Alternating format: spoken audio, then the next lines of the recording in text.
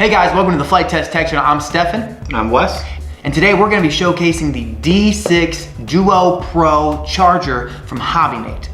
All right, and so HobbyMate sent us these chargers to mess around with. And what we kind of wanted to do is obviously check on the specs and why this is such a cool charger, but also showcase some of the safety concerns that we have here in the hobby with how you charge your batteries, how quickly you can charge your batteries, as well as some tips and tricks that this guy has that can actually help you enjoy the hobby further without maybe blowing up your batteries. All right, so let's check out the specs, shall we? Yeah, so this is a dual channel, meaning you can charge two batteries at once, and those can be two batteries of different size and different cell count. It has AC power, so you can plug it into the wall instead of having to carry a power supply. Up to 200 watts shared between them, or if you actually plug it into a DC power supply like a larger battery, or even to your car, you can actually pull up to 650 watts out of it. That seems like a lot. Yeah, it's more than most people would need. Some of our larger batteries, it could be useful, but that's a really high amount of power. Now, what size battery would you be talking about there? With that one, you could use something like, so for example, like our 26 amp big boy here would want to be charged at about 26 amps. So this charger, we'd actually be able to max it out trying to charge this guy. Well, that seems like a pretty good plan. Yeah, and big thing is it doesn't hurt to have too little power, because all that'll do is it'll make your battery take longer to charge. So let's say you have a 3,300 milliamp hour battery and you can only charge it at 1 amp. It just means it's going to take about 3 hours to charge, but it will not hurt your battery to do so. Sweet. Yeah, so with this you can actually charge up from a 1S to a 6S LiPo, and you can actually also use a 2S to 6S to power it on the go. That's real nice. Which is honestly probably the main realm of what most hobbyists are gonna need, right? Usually you're not gonna need upwards of 8, 10, 12S on the normal hobbyist, right? Yeah, even getting into the stuff that would require like higher cell counts, like some of like the aerobatic helicopters or even like racing drones, usually 6S is the kind of the stopping point. Okay, cool. So to charge this, I've got a couple batteries here, a selection of all kinds of different batteries. So we'll start with this guy right here. This is a 3,300 milliamp hour 3-cell LiPo. So 3,300 is going to be your capacity or how much power this holds, and your cell count will determine your voltage, so how fast it can spin your motor basically. Okay. Easy way to tell your cell count is to take your balance lead and count how many wires there are and subtract 1, and that's how many cells there are. So if you want to count that there. 1, 2, 3, 4, minus 1 is 3. Yep, so that's going to be a 3-cell. And so we're going to go ahead and plug that into this channel here. So we'll go ahead and just line it up and plug it in. And so you want to plug in this connector all the way to the one side. If you don't plug it in right, it's not going to hurt anything. It'll just tell you that there's something wrong with the cell count that it doesn't quite understand. Okay. So we're going to go ahead and we're going to use this. That's the first channel. We actually plugged into the second channel. So we're going to select that and then press our scroll wheel. And it already detected that it's a 3-cell. Oh, nice. And we are already telling it that that is a LiPo and that we want to charge it. Okay. And we go down the charge current. And this is one thing that kind of worries some people their first time they're charging, because it's kind of weird because the batteries usually never tell you a charge current. But the easiest way to find that out is you take the milliamp hour capacity and divide that by 1,000. So you move the decimal over 3 spaces. Yeah, so this one, a 3,300, so 3,300 milliamp hour, 1C charge rate, so your normal charge rate is going to be 3.3 amps. Okay. So we're going to go ahead and crank this knob over to 3.3. And so we've got 3-cell LiPo, 3.3 amp charge current. We're going to go on down the start task, and then it's going to begin charging. And then if we want to charge another battery, so we'll grab this guy. This is actually a 4-cell LiPo, so he has 5 wires. Right, correct. So we're going to go ahead and, while this guy's charging, we're going to go over and select our first channel. Go ahead and plug in our battery here. So we can go into here, and auto detected that it's a 4-cell. Okay.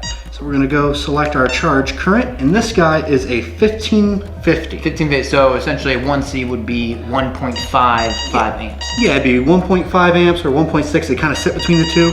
Now I'm going to select 1.5 because it never hurts to go a little bit lower. Right. So we're going to select, we got LiPo, 4.2 volts, that's just saying normal LiPo voltage. 4-cell, 1.5 amps. Select start charge, and it'll start charging that one. Yeah, so now we're actually charging both. So if we click here, we can see both batteries are charging. Both of them are already kind of close to full, so they're dropping down in current. So we're gonna go ahead and then we're gonna look at a different kind of battery. So we're gonna stop this battery over here and unplug it. Which one are we gonna look at here? Look at this guy, because he's a little bit different. So that is a lithium ion 18650 battery. So the things about lithium ions is that they're very power dense, but you can't shove a lot of power into them very quickly. So those ones you definitely want to charge them at 1C or less. Okay. So what we're gonna go ahead and do is, because this one has an XT30, I'm gonna go ahead and plug in a little charging squid. Okay. And this will allow us to plug in more types of batteries. So we're gonna use that as an adapter basically. Perfect. And you only ever wanna charge one battery at a time with these. You'd never wanna plug two batteries in at once. Why is that? Because if you plug two batteries in together, it's gonna put them in parallel. And if you were to put a 3-cell and a 2-cell in parallel, that 3-cell is gonna try to charge that 2-cell, and it can actually cause the battery to catch fire. So if I plug this into this JST scenario, it might not like that. Okay, cool. So you just want to remember, good to know. Keep it off to the if you keep it off to the side, so that way you know not to plug another battery in there. Makes sense. And so this guy's going to plug in just like the previous battery. Now, one thing we do want to change is that this is not a lithium polymer. So we want to change it from lipo to lithium ion. So we're going to open up the settings here, go up to lipo, and we're going to select lithium ion.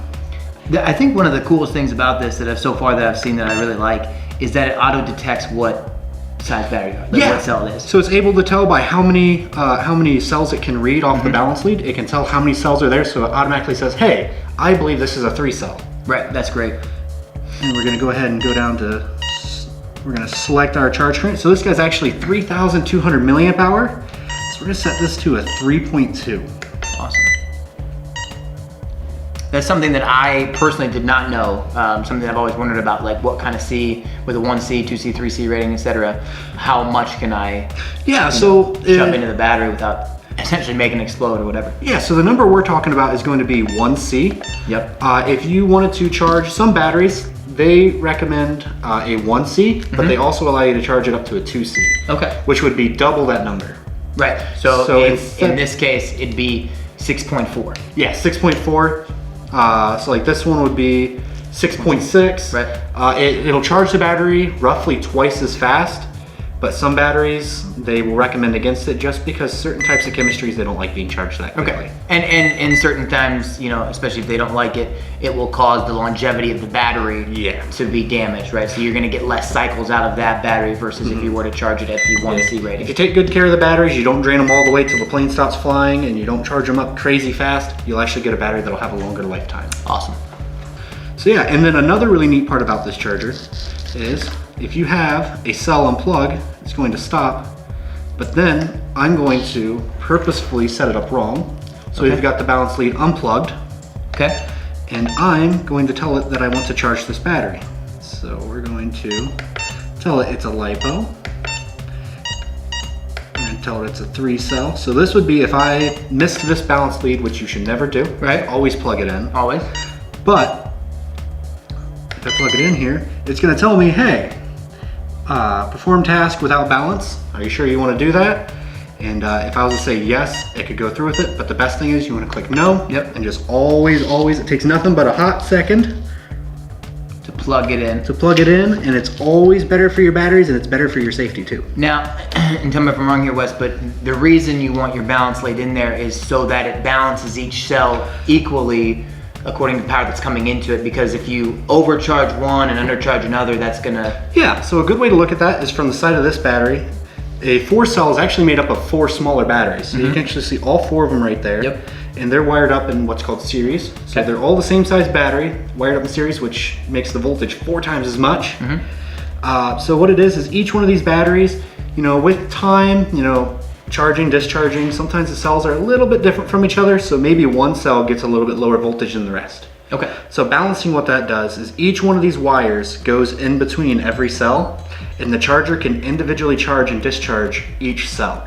So if you have one cell that's a little bit low, your charger can take that cell and bump it up, or it can bump the other ones back down, so that way they're nice and level. And that's gonna cause your battery to not only perform better when you're using it, but also for the longevity of the battery, right? If you don't balance charge a lipo, what can happen is one cell can end up too low, And if that cell ends up too low, when you get it down towards like the end of your flight, that battery might actually be sitting down in kind of a zone that's going to start damaging it because it's so low voltage on that one cell. And then your other cells might actually charge up a little bit too high, which can... To compensate for the bad cell. Yeah, because if the charger doesn't know what the cells are, it's going to assume they're all the same. And if your cells start getting a little bit high, that can shorten the life of your battery. Gotcha. So another neat thing about this is if you ever go out flying, some new radios will use a USB port to charge if they're rechargeable. Okay. And also if your phone ever goes dead, you can actually take your phone, set it up on top of the charger and charge it. So if your phone has wireless charging, so if you want to kick yours up there. Even with a case? Even with the case, as long as it's a semi-thin case. Right. And then actually, if you don't have wireless charging or you want to charge it a little bit faster, it does have a USB port on the side of it. Oh, perfect. You can plug in a USB cable to charge your cell phone, your camera, anything you want to be able to use while you're out on the field. You can use this as a way, instead of having to have a whole other outlet, you can use one outlet to do it all. That's awesome. Another thing is you don't want to store a LiPo fully charged. You actually want to bring it down a little bit. So you'll notice whenever you buy a new LiPo, normally it'll come with 3.8 volts per cell. Okay. So that's a little bit in between. That's what's called storage voltage. That's usually the best voltage to keep them at for a long time. Okay. So we're actually just going to go ahead and plug this guy back in. Plug it in just like we're going to charge it. And this battery is currently charged to 100% essentially. Yep, it's 100% fully charged. We're going to push the button and we're going to go to charge and we're going to set that to storage. Okay. So that's going to tell it, hey, we want to keep this as it is for a long time, and we're going to set our charge current, and we're going to set that to the same as the discharge current. So the 3.3 amps. 3.3. You can set it higher. It won't hurt it. It's just going to be a little bit quicker. Right. And then we're going to click start task, and the charger's probably going to make some noises. Because what it does is it actually burns off all the energy from the battery as heat. Okay. So you might hear the fan kick up, and so when you discharge it might get a little bit loud. Okay. And that's just normal because it's taking energy out and it's putting its heat in the room. All right, so me being kind of a noob in this industry, like what happens if I take any one of these batteries into this charger and I plug it in the wrong way, or try to shove it in there and it doesn't fit? Yeah. So a lot of the types of batteries we use a lot of XT series batteries. It's really hard to plug them in backwards. But if you were to use a battery like a JST plug and you actually try hard enough, you can actually forcibly plug it in backwards. And you'll notice that it says battery polarity connected wrong, so it's actually going to stop you and say, hey, something's not right, so that way you can unplug it the easy way, right? Plug it in the right way, and then it'll detect it. So even if you plug a battery in backwards, you're not going to damage the charger, and you're not going to damage your batteries. Oh, that's fantastic. And what is that called? All-in-one protection? It's a lot of there's a lot of protections built into this. If it's running hot and it starts to get a little too hot, it's actually going to stop charging and give you a warning saying, hey, it's getting too hot. Maybe check and make sure you don't have the fan blocked. Okay. If you're charging a battery and it's taking way too long to charge and it thinks there might be something wrong with the battery because of that, it'll stop charging and tell you, hey, this battery's taking way too long to charge. Like it should have charged a long time ago, but it hasn't. So to prevent it from overcharging a battery, it's got all these protections where it'll stop itself and let you know so you can check and make sure. And so essentially, so you don't blow up or destroy some sort of battery, because some people charge in their garage, their house, wherever they might be, and smart charging, right? You want that because then you're not going to have, problems with burning things up, damaging things that are valuable to you, et cetera, et cetera, et cetera. Yeah, it gives you an extra layer of protection where you still need to watch the charger, right, but it's keeping an eye out on your batteries for you at the same time. So you can watch it and it's going to watch it with the information it has too. That's fantastic. All right, so now Wes, obviously we've been charging LiPos the entire time, and then obviously a lithium ion. What does this charger allow you to do in terms of like other types of batteries? Yeah, so most of the time in like the RC aviation, you'll find lithium batteries used, but a lot of times like you move into like RC, like cars and airsoft, you'll find a lot of nickel metal batteries. So you got nickel metal hydride, nickel cadmium. Those are also capable of being charged on here. This can do up to 16S nickel cadmium and nickel metal hydride. It's also capable of doing lead acid. So a lot of people who do gas and nitro planes might know lead acid batteries as used for your nitro boxes where you keep your glow plug igniter and all of those. So to be able to charge those safely.